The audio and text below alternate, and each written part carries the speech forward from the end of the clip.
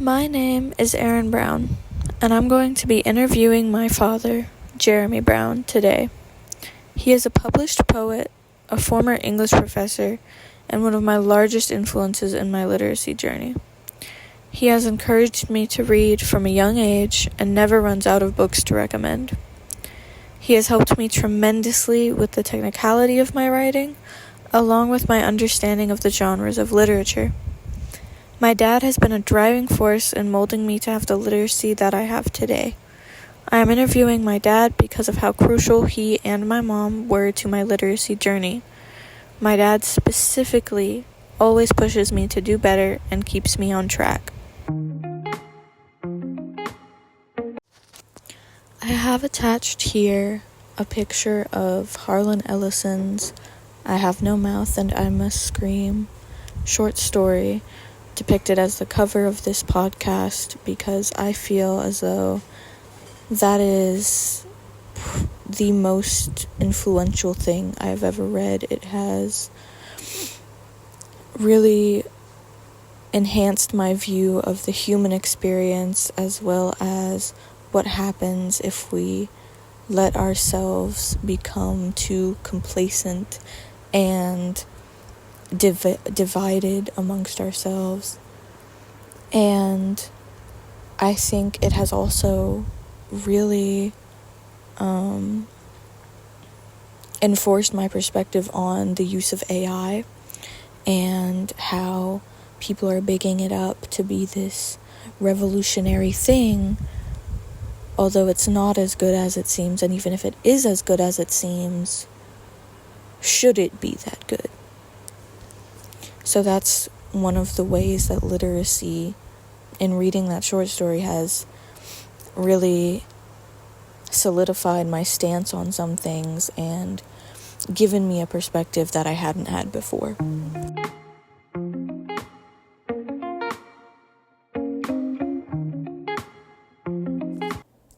Hello, do I have permission to record this conversation? Yes, of course. Okay. How are you doing? I'm doing well. It's been a good morning so far. We have the possibility of homemade bread in the future. Ooh. And a charcuterie board, so we have things to look forward to. So, I'm going to be asking you some questions based on reading, writing, your literacy, how it feels being published, any instances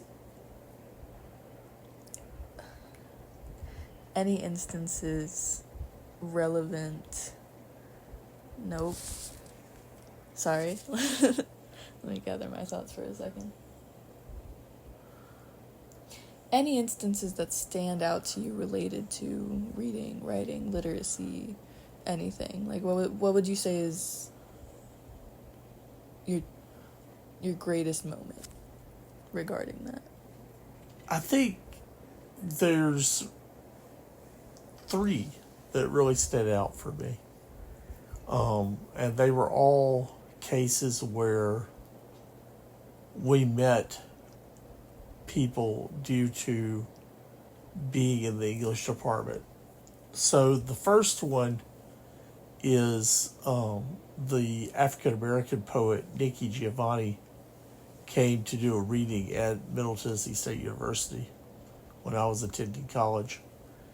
And I was privileged enough to actually be in a small group setting with her, and she was an amazing reader, and her poetry is just absolutely fantastic. And so that was a very mind-altering encounter. As a white person, having that perspective and seeing how this woman wrote and translated her experiences into something more universal was very impressive. So that's the first one. And then the second one was, again, we had a poet, Ava Haywood, come to read. And she did a great reading. Let's just first start there. She did a great reading. And then the other part of this was we had a class with her, and she taught us how to make Japanese magic books, Ooh. which are these little accordion folded books where, depending on how you fold the book, you get totally different page orders and totally different things. And so what she had us do was she had us write lines of poetry on each page. And so when you folded the book, you got completely different poems, depending on how the book was read.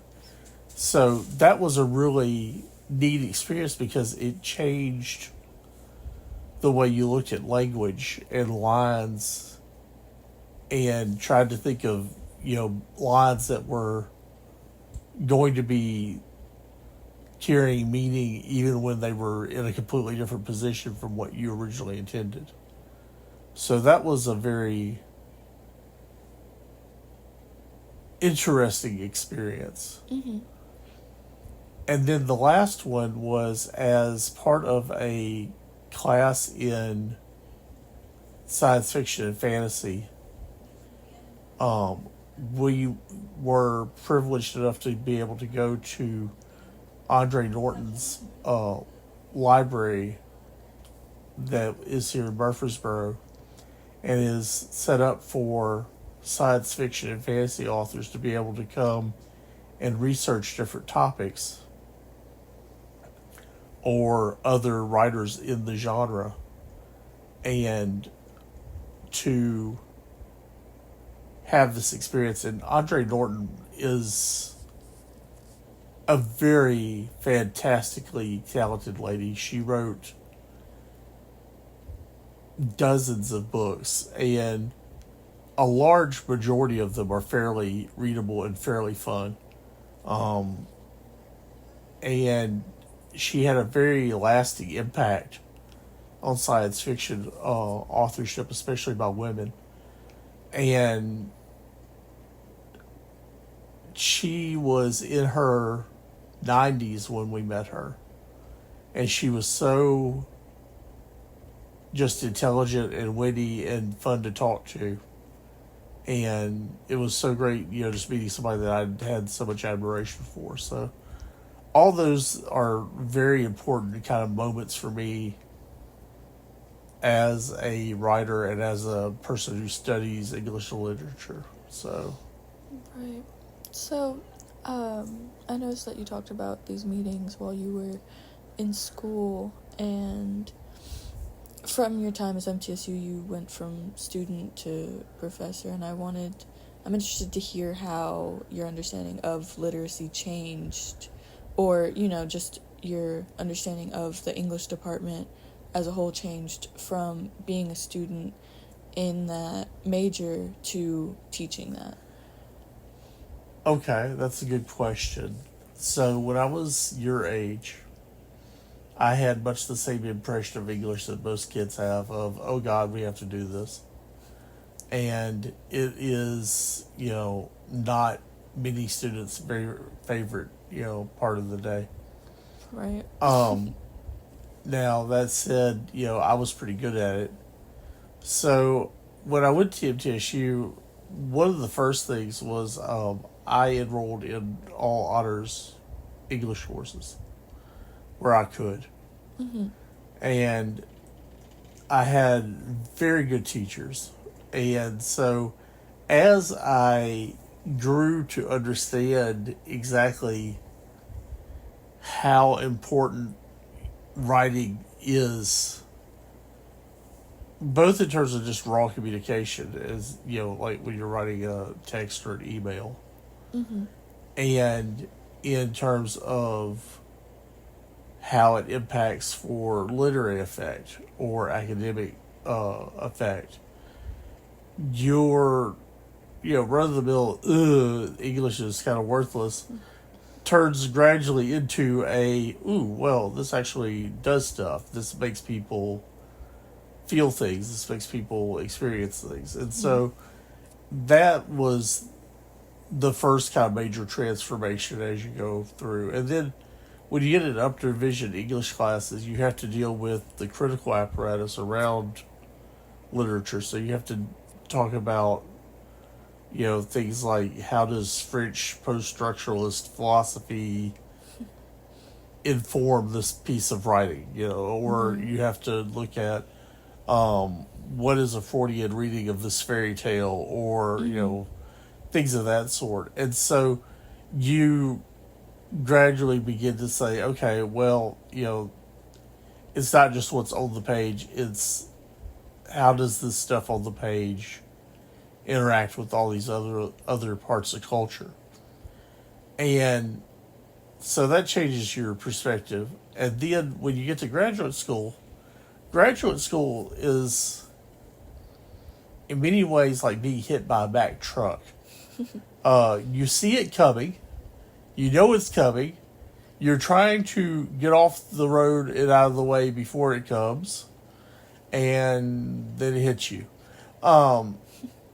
So that's, it's a shock. As one philosophy professor said to a friend of mine, he asked her, he was like, so, how's your impression of grad school? She's like, well, I'm not in Kansas anymore. Referencing, of course, The Wizard of Oz. And Right. his response was, the hell of it is, you're not in Oz either. So the thing is, it's a different perspective, because, again, you're dealing with even more abstruse sort of criticism. You're dealing with longer form essays, because you're dealing with like a 20-page essay as opposed to a 10 or a 5 or a 2 or whatever. And then on top of all of that, if you are a teaching assistant, as I and your mother were, you are also teaching classes at the same time, and you suddenly become very aware of, now I know why my professors never have a life, because they're always grading essays. So and the thing is you develop strategies to get through all this, but it changes your perspective. And then of course when you're actually in a classroom, you realize how you have to try to communicate all these little building blocks of what you've learned and how to communicate more effectively. And you have to get that across to people who, in essence, don't give a damn about what you're saying. Right. And so the thing is you're trying to get them engaged, get them, thinking about what they're reading, thinking about what they're writing, thinking about how they approach problems in writing. And all that stuff takes a great deal of effort. And you then totally get why your professors spend so much time with this, sort of thing. Right. So, there you go. So, you mentioned having to shift from, of course, high school to college and writing that longer form type of writing. I want to know how your writing style shifted Well, first off, to even now. When I had been able to cruise quite a bit in high school. And it wasn't until junior or senior year in high school that we had to write really big, long form essays. And I was in honors English at McGavick High School. And my junior year teacher, we had to write an essay for her. And we had to do, I think, 2. I think we did 2. I wrote one on the wars, the frontier wars in the West, from about 1860 to 1890, and was writing about basically how those frontier wars interacted with the U.S. culture and history. And that was like a book length study that I tried to compress into like 5, 8 pages, and so that was kind of ridiculous. But it was received fairly well. And then the other paper I wrote she wanted us to write a process analysis. Mm. And a process analysis is where you have to do a step-by-step breakdown of how something happens. Mm. And so I chose as my topic for that how glaciers form and what impact glaciers have on the world. And it's a sobering thing because, I mean, at the time, glaciers held about 3% of the fresh water of the earth. Mm-hmm. And of course, fresh water on earth is only about 3% of the total anyway. Mm-hmm. So we're talking about basically a third of a third, 3% of 3%. And so at the time already, people were predicting that at some point there's going to be this vast competition over glacier ownership. Who owns what glaciers? Because they, support ecosystems and, have rivers that flow from them and, all this stuff. And so, now with global warming proceeding apace, that has become an even more vital argument. Because, for instance, like Pakistan and India are both using some of the same watersheds, and those watersheds are ultimately coming out of Himalayan glaciers. So, there's a lot of tension there. You have the same thing with China and India. Mm-hmm. And so, that was a very eye-opening experience. And then in 12th grade, we had a lady, Dr. Estes, and Dr. Estes had taught college English. And she was so frustrated with the caliber of students that she was getting in college English that she decided to start teaching high school English so she could get them earlier and try to get them trained right. Right. And that was an eye-opener because she taught it just like a college class. We had to write multiple essays. We had to read about a book every week or two. Mm-hmm. And it was, it was a really terribly pain in the butt course. Dang. But when I got to college, I got into my honors class. I was like, what? I only have to write 4 or 5 papers? They're only like 4 or 5 pages? I can do this. So, that went really well. And so that was that. And then, that transition, though, was helped by those first two, the high school courses. And then taking honors English in college, it was very, very different because, of course, you have more time to discuss things. You go into more depth. You have to deal with more, of the critical apparatus. Mm-hmm. And the first teacher I had in college was a man named Tom Strawman. And he had to have been the most mellow human being I've ever met in my entire life. Right. Very relaxed person. And he was an extremely good teacher. Mm-hmm. And so I learned a great deal from him. And then when I took my second year courses, I took those from a man named Bill Conley, who also greatly influenced me. And in fact, it was Dr. Conley's Arthurian fiction course that got me to decide that I wanted to become an English major. So I went from being a computer science programming geek to being a computer major. Not a computer major, English major. An English geek. Yes. Yes.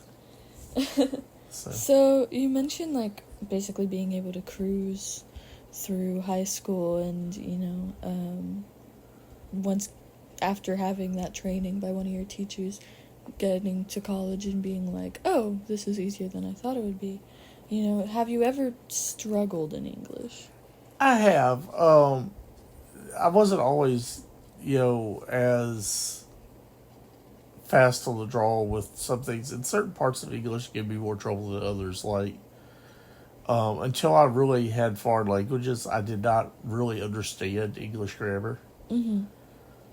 Just because it never made sense to me. And then when you have to learn it as a foreign language, of course you have to learn individual parts of speech and how things go together. And the first, real introduction I had to that was when I took Latin in college. Because in Latin, you have to have the right form of the word to tell the person who is reading the sentence what part of speech you're in. Because Latin has no set sentence order. You could say euclio sinix est, and that means euclio is an old man, or you could say est euclio sinix, or you could say euclio est sinix, and all those are equally the same sentence. Right. And so if you know the parts of speech, it works.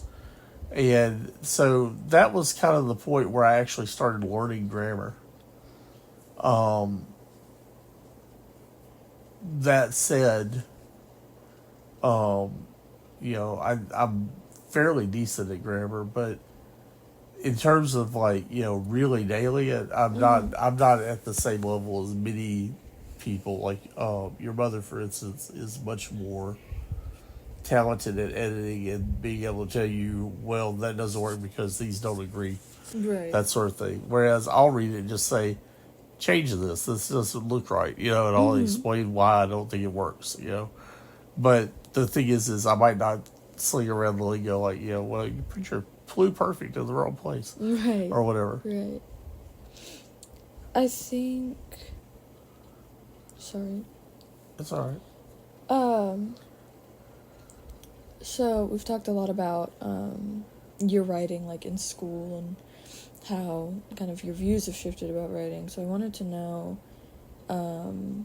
you are a published poet, but I wanted to know when that happened and what propelled you to look into publishing it. Sure. So I first became published when I was in 7th grade. And there was a... Very young. Yeah, well, there was a Scholastic had a writing contest. And they had a prize. I believe it might have been $100. It was fairly decent. Are they still doing prize. Well, you're past 7th grade, so darn. Probably doesn't matter. But in any case, the prize was very enticing. And I had just been exposed to the Lord of the Rings. In a big way. And so, between that and a lot of the mythology I'd read, I cooked up this poem called The Fall of Raskin, which was the story of how this king got destroyed in a battle, basically. And it was mock heroic verse for all intents and purposes, and it was very long for a child. It was about 4 pages. And I sent it off, forgot about it. And then 2 months later, it won the prize. Right. And so it got published in Scholastic, actually. Ooh. And, my English teacher was very excited. And then, after that, I basically was like, poetry. And didn't write really anything else for a while. Right. So, and then the other 2 times I was published were both in the MTSU's student magazine, Collage.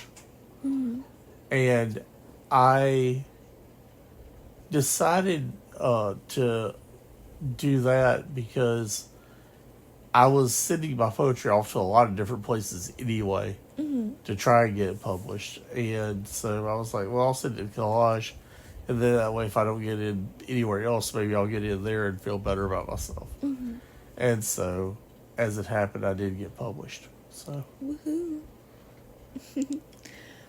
So, you obviously write poetry and like to write it, and I have not written as much since you guys were born. yeah, Something about having kids has run me ragged. But you could write about how much little hellions we were. oh, I did about your older sister. I wrote like a whole series of poems for her. Partially because The they came Rhiannon up. Chronicles. Yes. And it's not that I don't ever write anymore. I still write the occasional piece, but it's not as driving a force as it once was. Right. So how is your writing of poetry changed? Obviously, you don't write it as much, but like, has your style changed? Has your Yes. Yeah. Yeah, it has. I started out writing, as I said, this mock heroic sort of Tolkien-esque, Anglo-Saxon battle poetry type stuff. And when I started writing again late in high school, I wrote really awful rhyming couplet stuff. That was just terrible. And I decided, well, this is dumb. And so when I got to college, I fell in with a crowd of people who all wrote poetry. And they had a tendency to either workshop their stuff or go to poetry slams or, read it out to each other or whatever. Right. And so I started hearing more of other people's poetry. I started reading more poetry. And I was like, ugh, I'm in danger. So, because my poetry just sucked. And so I basically tried to up my game a little bit with that. And so I started writing a lot more varied types of poetry. And I borrowed a book from our university library that had all these different poetic forms in it. I started practicing trying to do the different forms. So that I could test out, okay, what feels good for me. Am I a sonnet person? Am I a villanelle person? Whatever. And I wrote a lot of different things, but what I tended to fall into, if I wasn't trying to follow a pattern, was I would write sort of I don't want to say prose poem, but that's probably the closest thing to it. Free verse with a very heavy dose of dialogue slash, prose. And it tends to be kind of blocky and ugly looking, but it felt right for what I was trying to express. And a lot of it, I think, is that I'm a very frustrated prose writer. I have written prose. A friend of mine and I have even completed a novel and revised it 8 or 9 times.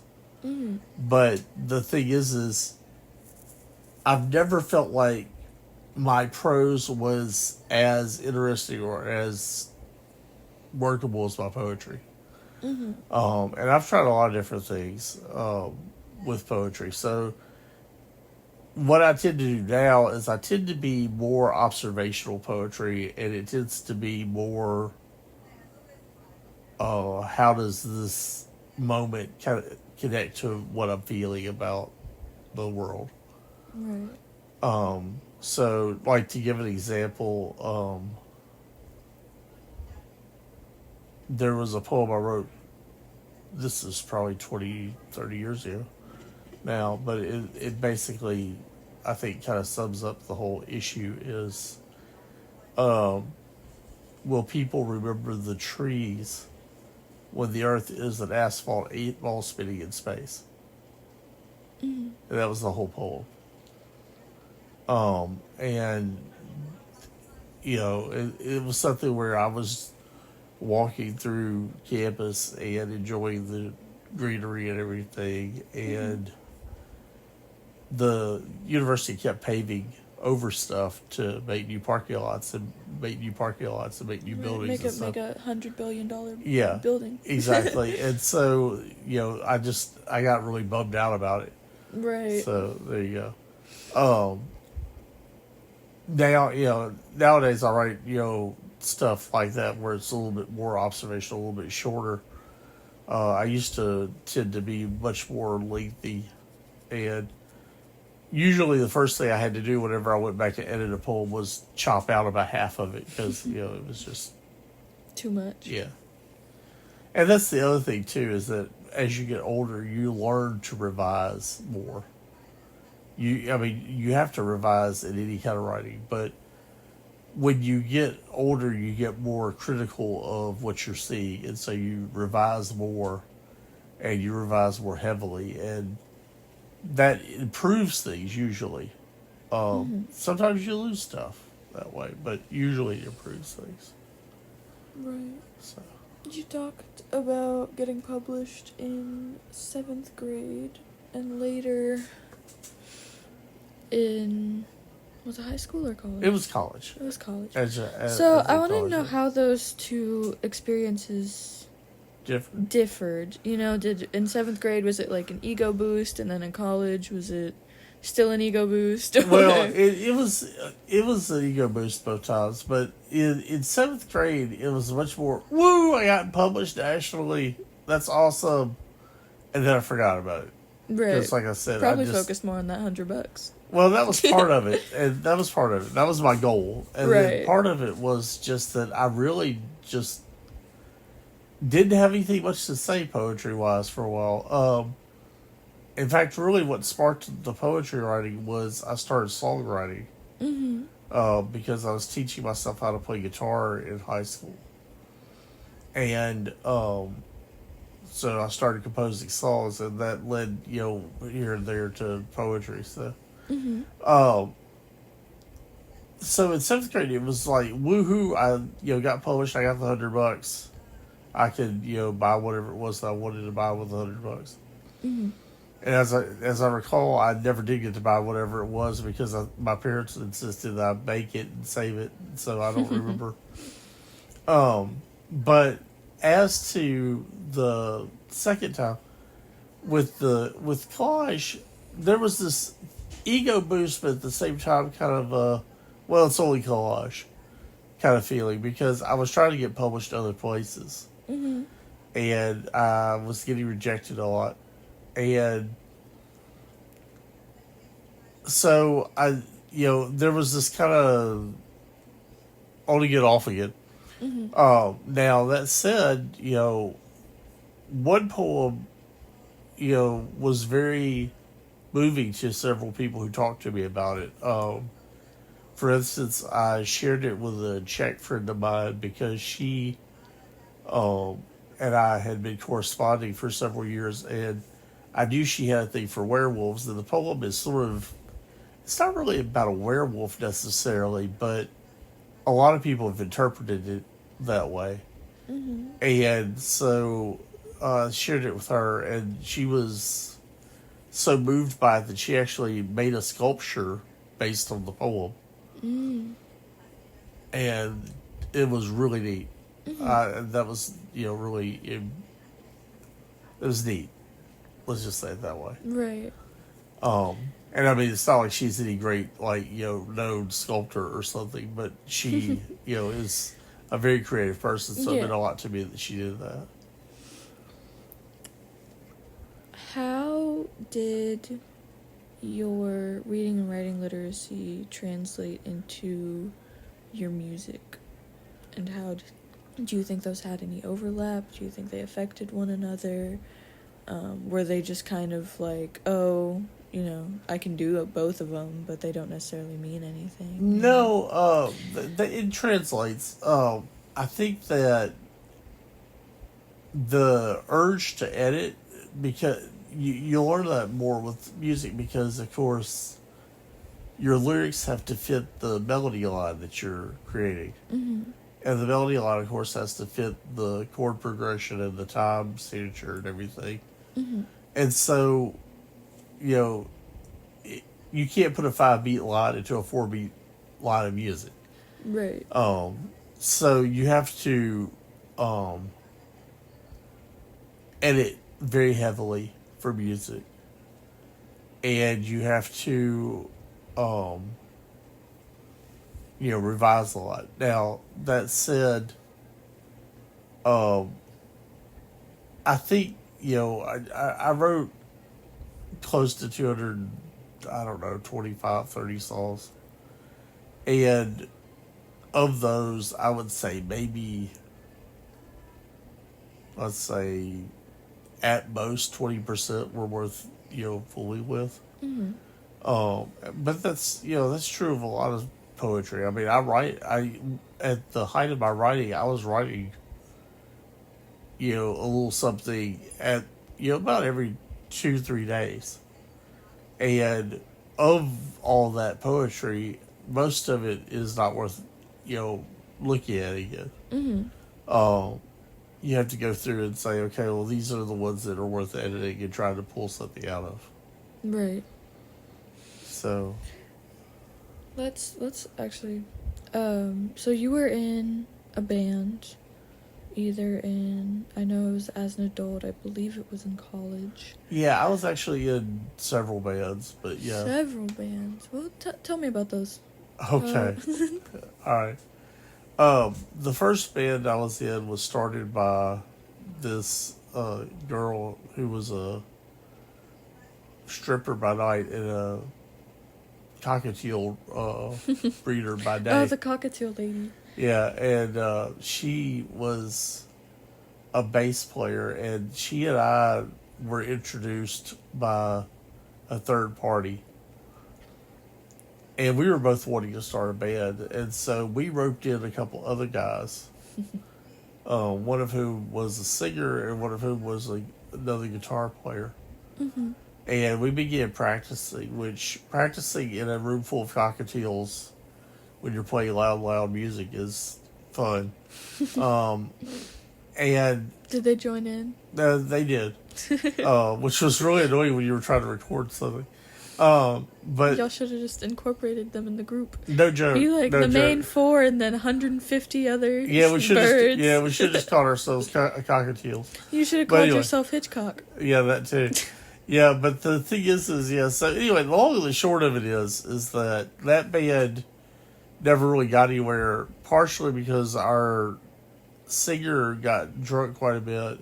His Mm-hmm. wife got jealous of the bass player being in the band. And so that put the kibosh on things. And also, Right. too, we never could find a drummer. So that kind of made things hard. Those darn drummers I being know. elusive and everything. They are. They're a wild breed. I was in a second band later where I got invited to go jam with some guys. Mm-hmm. And it was a guitar player that I'd known for some years, and then a bassist whom I had also known for several years, but in a completely different context. And then the drummer who I had never met before the band. And Mm-hmm. that band broke up primarily, I think, through jealousy. The other guitarist was not happy about me being there, and I was contributing songs, and there was some debate, I think, in the group, and essentially, I just kind of got disinvited out of that band, which was, Right. except nobody ever actually came out and actually said anything. It was just all sort of passive aggressively done, Right. as low down as possible. Which irritated me greatly, actually. And then the last band I was in was, again, if we could have ever found the missing part of the band, we would have been in great shape. And now with bands like the Black Keys and the White Stripes who don't have bassists and stuff, it seems kind of silly, but I was in a band and I was with two brothers. The one brother played keyboards, the other brother played drums. And I met the drummer in college. The younger brother was still in high school, I think, at the time. Mm-hmm. And but we played several times together, and it was a very good chemistry. But anyway, things just kind of fell apart again because we didn't have personnel. So, and then I played in a couple of pickup bands where like we roped in a guy to play bass with me and that drummer in that last group, and we went out and played a gig. Mm-hmm. And the only problem there was that we didn't really have a whole lot of time to practice beforehand, so never things to be said against us. And then another time we picked up a bassist, same guy actually, same drummer, and I picked up a bassist to go play a party, and so we just all went over and played this party, and just jammed off of whatever anybody knew, and so Right. we just winged it, and it was a pretty good gig, but anyway, so it's one of those things. If I've had really bad luck with the whole band thing, Right. but But other than the band, how did music affect your life and affect? well, I was a very active player of instruments. I was in I was in our high school band. I played trumpet. I've played multiple different brass instruments at different times, depending on what they needed. I've experimented with some other stuff like saxophone. I played guitar and piano both, fairly fluently for a long time. Mm-hmm. And just in recent years, I was not able to find anybody to play with. And so I just gradually got less and less time to play. Right. And of course, now with us moving, I'm, having to give away instruments and stuff. So Right. I don't have a guitar or anything right now. So, but yeah, it impacted heavily. I am very much a musical person. I listen to music every day. Mm-hmm. And, a lot of a lot of music and poetry go together. In fact, I mean, most poems were originally made to be chanted or sung in front of a tribe to, remember the deeds of the people of the tribe and the gods of the tribe and that sort of thing. You think you're a god of the tribe? No. What I mean is the gods of the tribe, their deeds were recounted by the Yes. poets. But So, shifting from music to a very simple question. sure. What is your favorite genre to read, and what is your favorite genre to write? Ooh, okay. If you have one. Fiction, I generally read fantasy or science fiction. Mm-hmm. It's not that I am anti-literary stuff. I've read some really good novels. The Kite Runner, for instance, is one of the most recent nonfiction things I've read, and it's a fantastic book about Afghanistan and its culture and how broken things became under the Taliban. Mm-hmm. So that's I read that sort of thing, but primarily science fiction and fantasy, and then along with that, I read an awful lot of nonfiction. Since I am dungeon master for our D&D group, I find a lot of my inspiration in reading about real world, for instance, like medieval culture, or this strange thing that happened in the 18th century, or a bank heist that happened in the 19th or whatever. Mm-hmm. And those I find uses for in our games. I also am just very much interested in history anyway, and science, and philosophy, and so I have a very varied palette of things that I like to pull off of. With nonfiction, I'll read just about anything. You know, I read drama on occasion. I read poetry.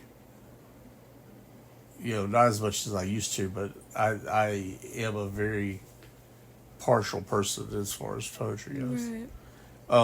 But in general, mostly nonfiction historical works, Mm-hmm. or scientific works, or fantasy and science fiction. Earlier, you mentioned these three authors that came in and spoke to y'all about their works and about, their authoriness. Authorialness. Yes, Yeah. authority. So how did they impact? Did they impact how you? Sorry, let me real quick collect myself. Impact how I wrote or something? No. Did their works, like what you read of their works, did that impact what you read, how you read, any other impactful figures or authors that... Yes. Yeah, I could say that. Because I read Nikki Giovanni, because we usually read a little bit of whatever it was of a poet that was coming in, some Yes. work of theirs. And so I had read some Nikki Giovanni, and hearing her read her own poetry, that made me, explore some other African American authors that I might not have, pursued, like Amiri Baraka, for instance, Mm-hmm. or, Alice Walker's and people like that. So, that definitely got me to read other things, because she mentioned in her lecture part of her reading, she referenced so many different people. It was Mm-hmm. it was a great time. With Ava Haywood, not so much. Mainly because I just had never read her stuff before. Mm-hmm. I did get interested in Japanese culture a little bit more because of her. Mm-hmm. I was up to that time I'd been interested primarily in sort of the martial pursuits, like the weapons and samurai and stuff like that. Right. And she got me interested in looking at some of the more peaceful aspects of Japanese culture. And with Andre Norton, I read so many of her novels before I ever met her. And because I read her novels and her books, she oftentimes invited other authors to partner with her in her world. And so I was led to other authors through that process. And a number of other authors refer to her in their works. And so you develop a relationship with a number of different writers because you met this one, basically. Right. And so it's like a tree. It branches, or maybe more like a shrub, where it just kind of branches off in all sorts of different directions. So Any with you two, my mother and my father, you guys have always encouraged me to read and always encouraged me to engage with books and articles and news and the like. Have any family members impacted you in that regard, in that regard? Yes. yeah. Your grandmother, Carolyn. yes, Carolyn, your grandmother was very much I want to hear the news at least once on the way to work kind of thing. Right. And since she drove me to work, we listened to that. Was she a Fox News, a CNN? None of that. At the time, it was Local. radio news, so it was local news. Right. But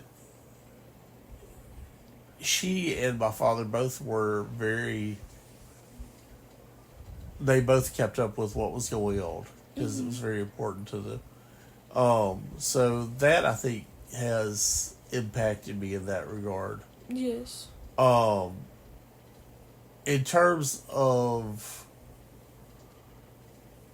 other family members, my Aunt Ann, who is my favorite aunt, Mm-hmm. who was my mom's oldest sister, she was a voracious news consumer. Mm. And she made a point of,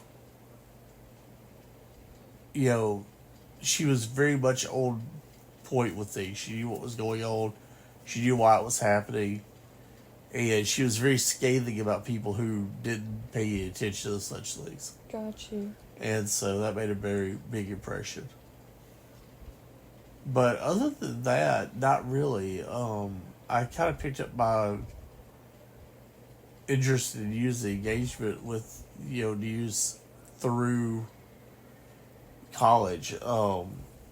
My ex-wife and I were avid NPR listeners, and when your mother and I were younger, we listened to it a lot more. And I still do on occasion. Mm-hmm. And then, as far as other news outlets, we've tried a bunch of different ones over the years. Like, for a long time, I was reading the New York Times on a regular basis. Mm-hmm. And then, more recently, we've started reading The Guardian because you get fairly unbiased. I mean, it is left-leaning, but fairly unbiased presentation of the news, and they don't have any paywalls or anything like that where you can't get to articles. So there you go. All right. So to wrap up, I have one last question. Sure. To reflect on your engagement with literacy in the past, what is one thing that you think you'd change how you view literacy itself? Like, do you think... Well, the main thing about literacy is it's a two-way street. Okay? Mm-hmm. To be a good writer, you have to read. And to be a good reader, it helps if you write. Because you can't really appreciate the words written by someone else until you appreciate the fact that that person has worked hard to choose those words in particular to make a point to you about whatever it is they're writing about. And at the same time, as a reader, you have to read words and go, oh, this is drawing an emotional response for me that's really well written. And to know those things, you have to, really experience literacy quite a bit from both sides. And I think that's one place where, liberal arts training helps a great deal with that. And I think, too, that because liberal arts have this emphasis on logic and argumentation and understanding how ideas go together, then it makes people more rounded and more engaged with their world if they understand how communication works. And literacy is a big part of that. Do you think that's the same with other literacies, like music, digital? Well, it is. I mean, social. The thing is again, with music literacy, you can't understand different types of music unless you have a grounding in music. And it doesn't have to be a firm, huge grounding. I mean, it might be as simple as sight reading choir music, so that you can sing along. But the deal is that if you don't have that, it's hard to really communicate what you're trying to say about music. With digital media, same thing. You have to be able to understand, okay, what is the source? What's the credibility of the source? How does this media operate differently than other medias? Why is Instagram cool and Facebook sucks? All that sort of thing. And you have to be conversant with all that. And again, it's a two-way street. If you're using it, then it is very engaging, and you can do a lot with it. If you're not so much, then you're disconnected from things and have no idea. I mean, good example, like you are very much into Instagram and short video content on various platforms, and Yes. you know a lot of memes and vines and things, from back in the day, and that stuff might as well be Greek to me mostly. Right. Now, that said, there's places where you and I match up. Like, I understand your text speed a lot better than your mother does. Yes. And a lot of that's because I've had interactions with a lot more younger people than she has. Mm-hmm. So, just those sorts of things. Is there anything that you think has changed about your literacy? I think I read more. I'll say that. I read more. I'm more okay with writing. I think I've gotten better about being more lenient with how I approach writing. You've Not even always. stopped screaming and running away when you hear poetry. I have even stopped crying, kicking, screaming when I see poetry, yes. It's still not my favorite, but... Well, that's fine. Nothing wrong with that. I understand. Not everybody yeah. likes every dime. I have much more of an understanding of why people do it and why it connects with people. So, I see the sense in it. Well, there you go. It's not my thing. Well, But it's alright. that's all right. Well, thank you so much for your time. No problem. It was very enjoyable and very interesting to hear all this. Thank you. Well, thank you. I decided to interview my father because of his surroundings in literacy. Throughout his life, we talked of reading in his youth and touched on how musical and digital literacy has shaped understanding. Literacy extends into all aspects of life and even more into my father's besides what we talked about in this interview. For example, my dad still reads and writes almost every day. He listens to a podcast called The League of Ultimate Questing so he can get ideas and explore more into D&D, and then of course he listens to music. He also helped construct and code a video game which he plays every once in a while. There are many different types of literacy that we can engage in, and in different ways. Like, my father's opinion of poetry differs greatly from mine, whereas he has a well-rounded view of the genre and even writes different styles. I'm working on branching out, but still kind of staying stuck in a similar style because of my narrow idea of what poetry is. However, we both still grow with our literacy despite being at different levels, and I think that's a beautiful part of literacy, is that you can always keep improving. You're never really stuck. But when Dad was talking about how Lord of the Rings inspired him in a large way, pushing him to write a short story that ended up winning a prize, I feel as though a lot of us can relate to that. Not necessarily writing a short story, but there's always a piece of media or a novel or a song that inspires us. A nature conservationist posting might direct you to a career in zoology. The book 1984 may help you change your major to political science. Or a poem, like the ones Nikki Giovanni wrote, can help you understand your role in oppression and how to change your ways to prevent contributing to systemic racism. Literacy can change the trajectory of our lives in the smallest of ways, and we can bond more easily through things like book clubs and the fine arts and writing centers, but we can also unite in spaces outside of traditional literacy, like starting a band or hopping online to play a game.